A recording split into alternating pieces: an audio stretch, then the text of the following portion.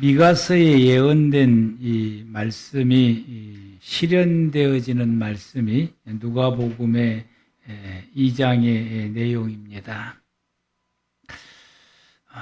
하나님께서 미가서 시대 때에 예수님이 메시아가 베들레헴으로 오신다라고 하는 이 말씀을 하나님께서 미가서로 통해서 말씀을 주셨고, 또 그 말씀이 이루어지는 그런 모든 과정이 누가복음 2장에 기록이 되어 있습니다.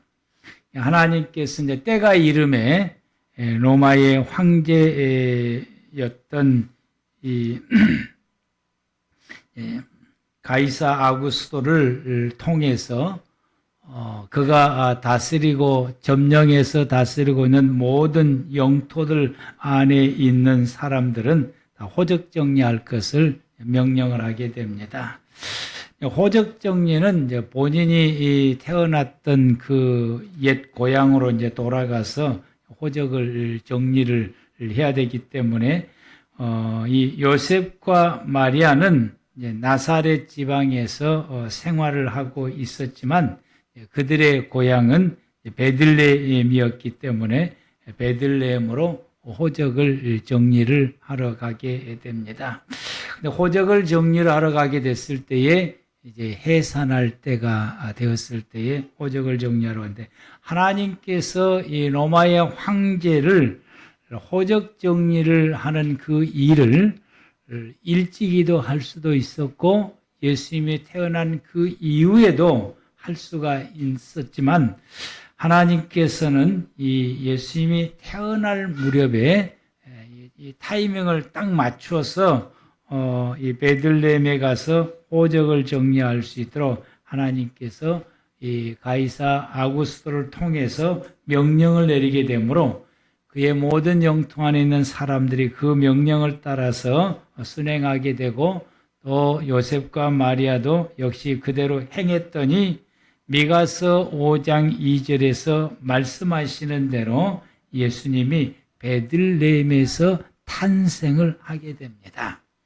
이 호적 정리하는 일이 없었다고 한다면은 이 예수님은 나사렛 지방에서 탄생을 하게 될 것이고, 그러게 되면은 이 미가서 5장 2절로 통해서 주셨던 하나님의 예언의 말씀, 예수님은 베들레헴에서 태어난다고 하는 이 말씀이 성취가 되지를 못하게 되므로 예수님이 이 땅에 오셨다 할지라도 그분이 우리의 모든 죄를 대속해 주실 대속자가 못 된다고 했어요.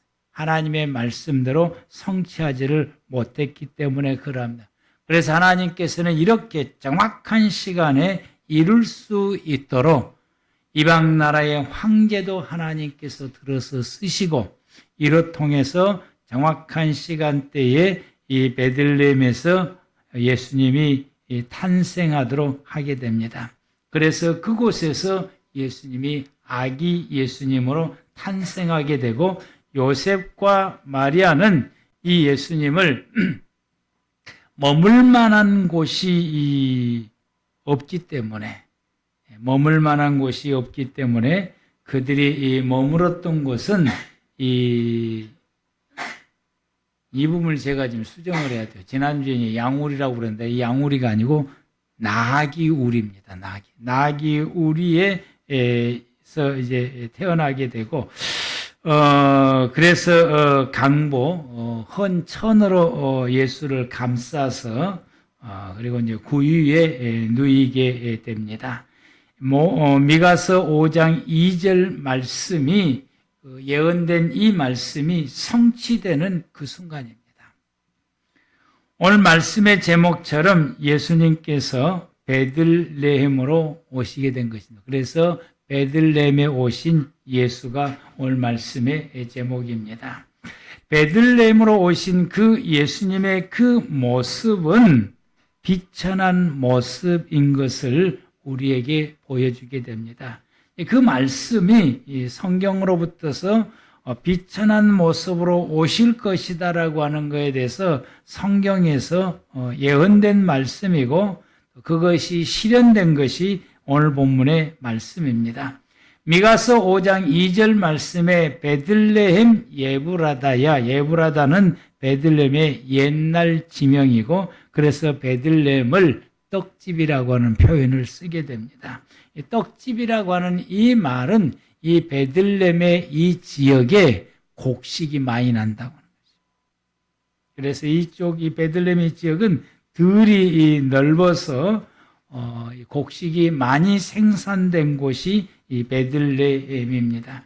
그런데 이 베들레헴에 대해서 또 말씀하시기를 너는 유다 족속 중에 작을지라도, 유다의 여러 마을 고을들이 있는데 그 모든 고을들 중에서도 남쪽에서는 이 베들레헴이 크게 예루살렘처럼 그런 예루살렘 어디 출신이니? 예루살렘 출신입니다. 그러면은 그러냐고 달리 보게 되는데 너 어디 출신이냐? 베들레헴 출신이다. 그러면 남쪽 유다에서는 북쪽 갈릴리처럼 취급한다라고 하는 거죠. 그래서 이 유다 베들레헴 너는 유다 족속 중에 작을지라도 이 말은 예수님께서 비천한 몸으로 오신다라고 말씀하게 됩니다. 그러나 그 비천한 몸으로 오신 그 예수님은 어떤 분이시냐? 이스라엘을 다스릴 자이시고 그분의 근본은 영원전부터 계신 분이다. 그리고 더 나가서 이사야서 11장 1절에서는 이새 줄기에서 한 싹이 나며 그 뿌리에서 한 가지가 날 것이요 라고 하는 것이 이 별 볼 일 없는 그 올리브 나무의 한 가지처럼 예수님이 이 땅에 오신 그분의 모습은 별 볼 일 없는 모습으로 이 땅에 오신다라고 말씀하시고 더 나가서 나사렛에서 살게 되므로 나사렛 출신이 되어서 많은 사람들이 예수님에 대해서 대할 때 별 볼 일 없는 사람으로 대하고 이게 복음서에 보면은 바리새인들이 예수님을 대하는 모습들입니다. 이런 요인들 때문에 그리고 오늘 본문에서는 이 예수님이 비천한 몸으로 오셨다라고 하는 걸 확고하게 보여주는 것이 7절 말씀에 첫 아들을 낳아 강보로 싸서 구유에 누였으니 이는 여관에 있을 곳이 없음이러라. 많은 여인들은 아이를 임신하게 되면은 그 아이가 입을 옷을 최선을 다해서 좋은 것으로 준비를 하게 됩니다. 지금이나 옛날이나 똑같습니다. 옛날에도 자기가 준비할 수 있는 것 중에서 가장 좋은 것으로 아기를 위해서 준비하고 그래서 옷뿐만 준비하는 것이 아니라 그를 감쌀 수 있는 요라든지 이런 등등의 여러 가지 많은 아기의 용품을 최대한도로 준비해서 아기를 낳게 되면은 그 아이 자기가 준비하는 가장 좋은 것으로 감싸게 되고 가장 좋은 이 베넷 옷을 아이에게 입히면서 매우 행복한 모습을 어머니들이 이제 가지게 되죠. 근데 예수님은 이제 이 베들레헴에서 태어나게 되는데 그 부모가 거기서 아기 낳을 거라고 하는 생각하지를 못해서 아무것도 준비를 못하게 되므로 급하게 있는 이 천으로 아이를 싸서 또 누일 곳이 없으니까 구유, 이 나귀의 음식을 먹는 구유에다가 눕혀놓은 이 모습이 성경에 예언된 대로 비천한 모습으로 온다고 예언된 말씀을 강보로사에서 구유에 눕힌 것이 실현되어지고 그 모습으로 그렇게 눕혀졌던 그 예수의 모습을 볼 때에 흠모할 만한 것이었고 그런 그 비천한 모습을 확연하게 드러내 보여주시게 되고 예수님은 이와 같이 비천한 모습으로 이 땅에 오셨다라고 하는 것입니다. 예수님께서 이처럼 비천한 몸으로 이 땅에 오신 것은 분명한 이유가 있었고 하나님의 뜻이 있었기 때문에 그러합니다. 비천한 몸으로 오신 그 예수님에 대해서 우리가 바라보는 우리의 시각을 하나님께서 바로잡아 주시기 위함인 것입니다. 비천한 몸으로 오신 그 예수님은 어떤 분이시냐? 영원전부터 계셨던 영원하신 분이다 라고 하는 것입니다. 우리가 미가서 5장 2절 말씀을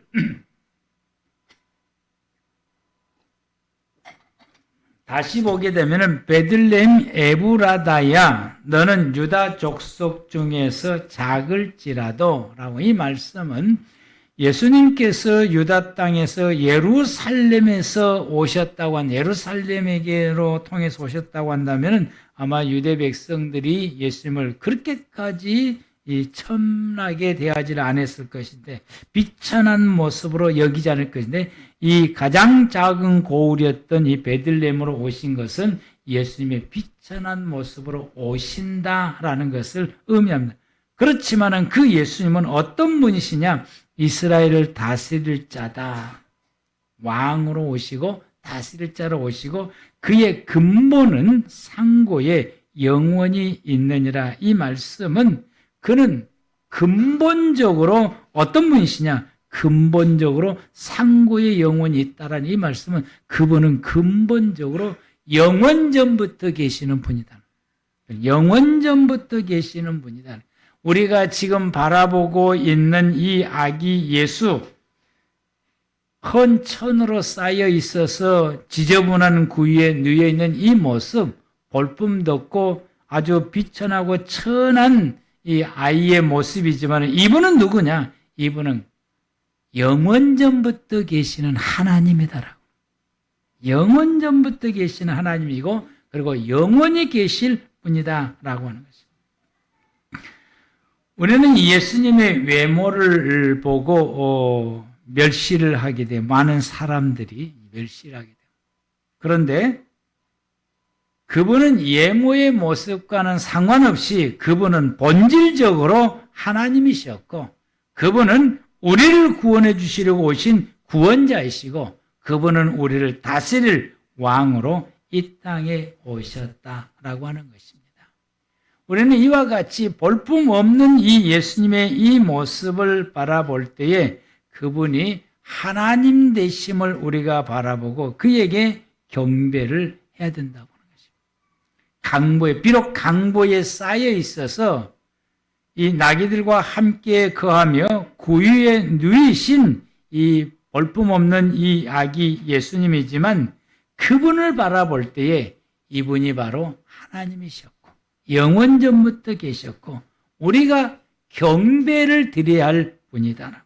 그래서 이 강보에 쌓여서 구유에 누이신 이 아기 예수를 바라보는 동방박사들이 볼품없는 이 어린 아기로 바라보는 것이 아니라 이분이 바로 세계 인류를 구원하실 구원자이시요 영원전부터 계시는 하나님이시고 하나님께서 보내심을 받아 이 땅에 오시는 거룩한 분으로 동방박사는 바라보고 그 아기께 경배하고 엎드리고 경배를 드리며 그리고 그들이 준비했던 최선의 예물을 아기 예수님께 드리게 됩니다.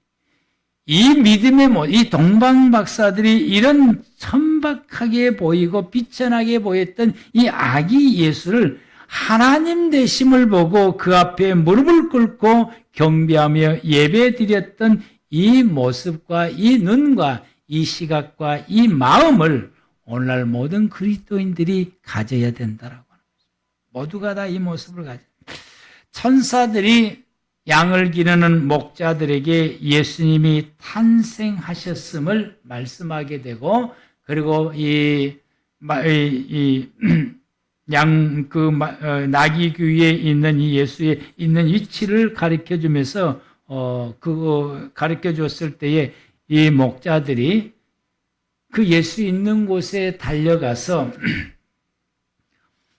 강보에 쌓여서 구유에 누이신 아기 예수를 바라볼 때에 자기들보다 더 비천한 사람으로 보지 아니하고 그를 하나님으로 보며 그를 향해서 찬양과 경배를 드렸던 이 목자들.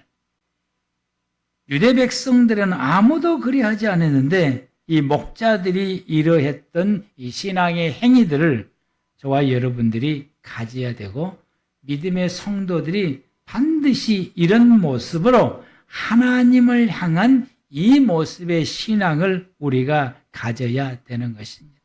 아멘? 이걸 가져야 돼요.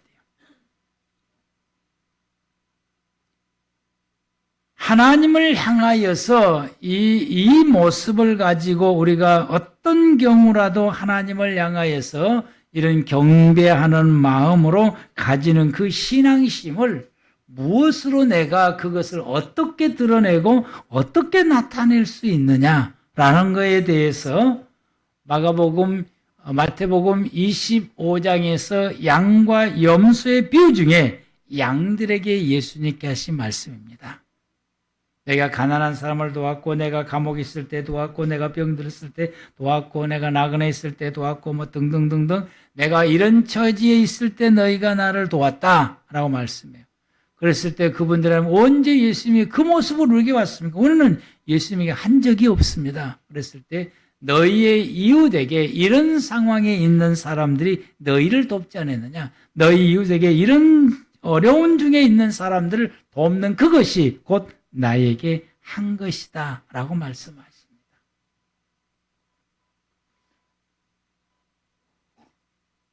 우리 믿음의 성도들 가운데에서 작은 교회 다니는 교회들은 좀 덜 그러는데,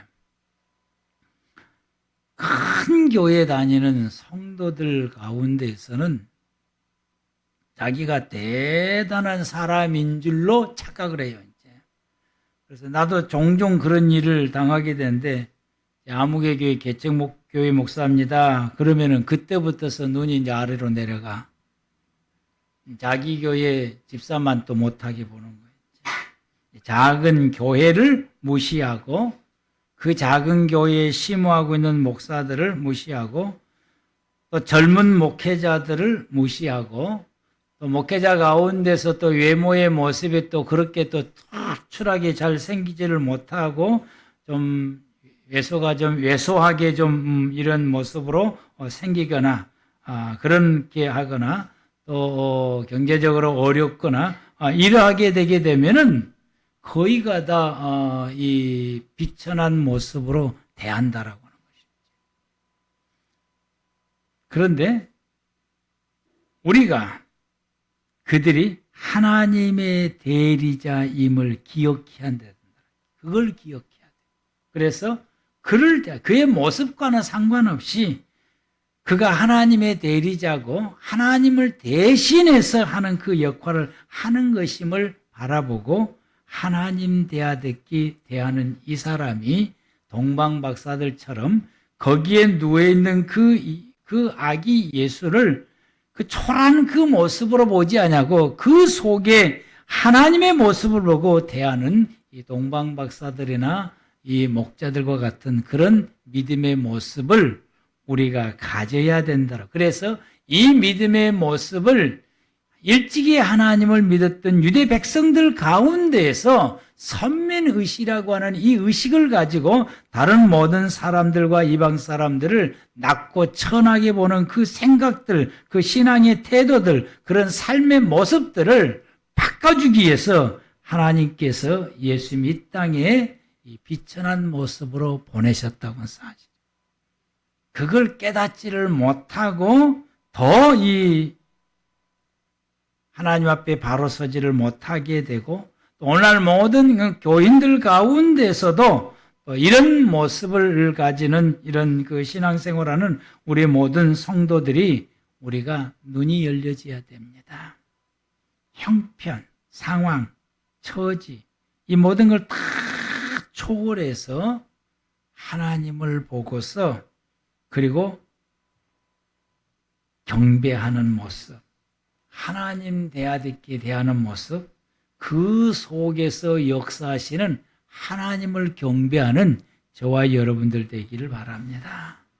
외모를 보지 마시고 그 속에 계신 하나님, 그 속에서 하나님의 대리를 역할하는 그 모습을 보시고 우리 믿음의 성도들 가운데 우리가 성도들 바라볼 때도 그 속에 계신 예수님을 바라보고 그 속에 하나님이 임마누엘을 함께 하시는 그 사람을 보고 그 속에 계신 하나님을 보고 그 사람의 낮고 천한 모습을 보고 우리가 멸시하거나 무시하는 이런 태도를 다 버리고 그 속에 임마누엘 하셔서 함께 하신 하나님을 바라보고 하나님 대하듣기 그들을 대해야 된다고 하십니다. 아멘. 하나님을 대하듣기 그들을 대해야 된다. 이런 믿음의 모습을 우리에게 가질 수 있도록 이걸 고쳐주시려고 예수님께서 비천한 모습으로 이 땅에 오셨다라고 하는 것입니다. 우리 믿음의 모든 성도들은 반드시 그것을 기억하고 우리가 믿음의 생활을 바르게 살아가는 저와 여러분들 되기를 바랍니다. 예수님께서 또한 역시 이 비천한 모습으로 이 땅에 오신 이유는 비천했던 나를 높여주시려고 그런 거죠. 누가복음 1장 52절 말씀에 권세 있는 자를 그 위에서 내리치셨으며 비천한 자를 높이셨고, 예수님께서 높이 있는 사람을 내리고 낮은 사람을 높이는 일을 누가복음 51장 52절에 행하셨다라고 말씀합니다. 그리고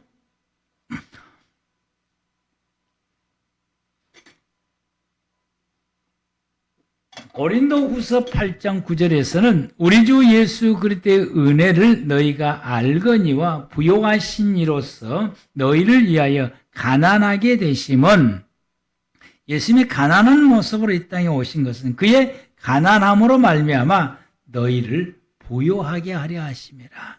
우리를 부요케 하는 자가 되도록 하기 위해서 예수님께서 이 가난한 모습, 비천한 모습으로 오셨다라고 합니다.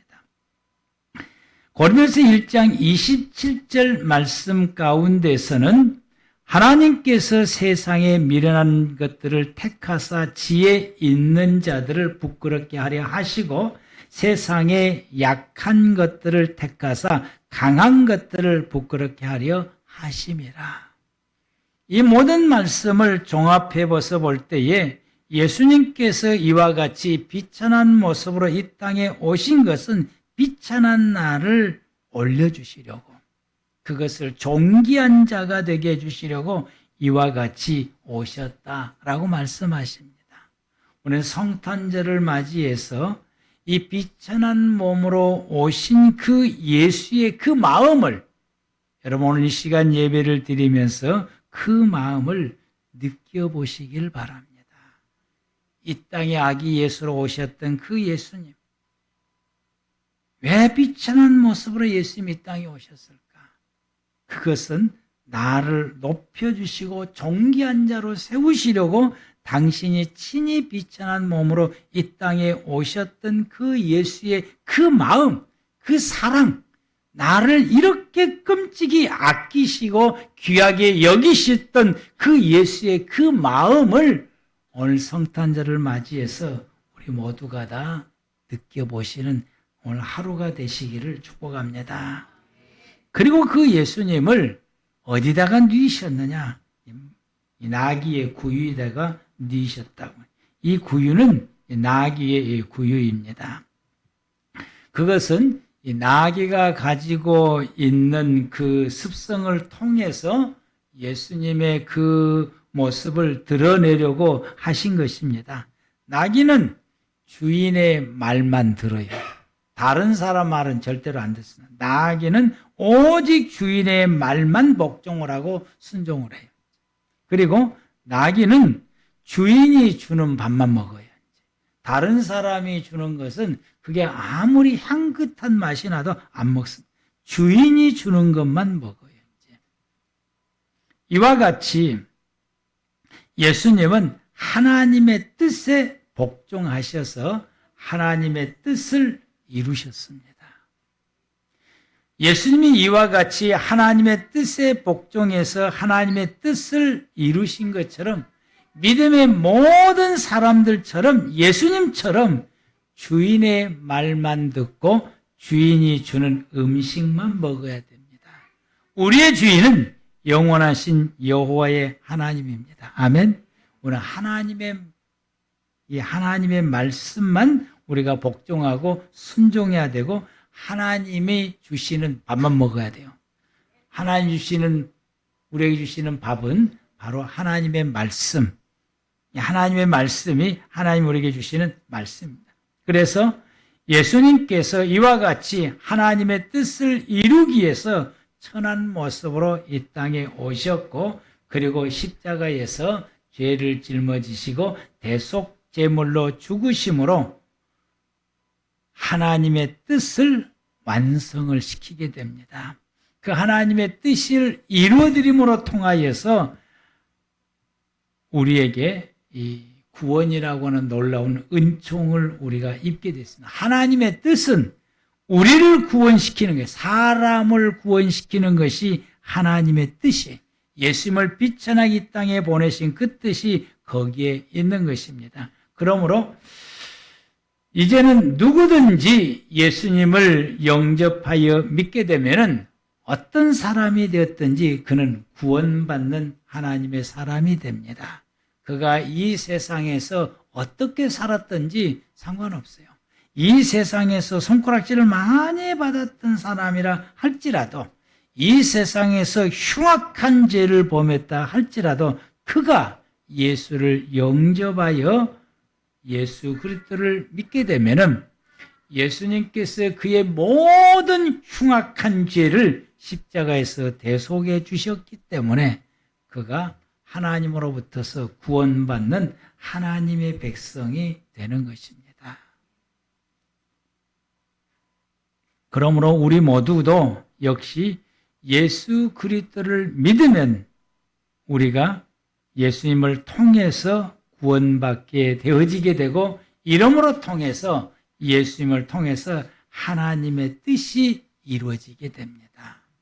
그러므로 우리도 이와 같이 하나님의 말씀과 하나님의 뜻을 예수님처럼 순종하여 예수를 믿으면 구원받게 되고, 또 복음을 이 세상에 전하라고 하는 예수의 말씀을 우리가 순종해서 복음을 전하게 되면은 우리는 우리 이웃을 구원시키는 하나님의 사역자가 되게 되고, 예수님처럼 모든 인류를 구원시킨 것처럼 우리가 우리의 이웃을 구원시키는 구원자가 됩니다. 이 땅에 오신 예수님은 이와 같이 비천한 모습으로 오셨으나 그분은 하나님이셨고, 그분은 우리로 하여금 모든 사람을 대할 때, 그리고 하나님을 대할 때 진정으로 하나님을 대하는 이 모습으로 대할 것을 우리에게 말씀해 주시고 있으며, 그 예수님께서는 끝까지 순종하심으로 우리에게 구원의 길을 열어주셨습니다. 우리는 믿음으로 구원받게 되고, 우리를 구원하시기 위해서 오신 그 예수님을 우리 모두가 다 오늘 경배하며 찬양하며 영광을 돌리시고, 또 나를 구원시키기 위해서 비천한 모습으로 오시는 예수님의 그 마음, 그 사랑, 그것을 우리가 오늘 하루 느끼는 이 시간 되기를 바랍니다. 우리가 이 땅에 오신 예수님을 찬양하고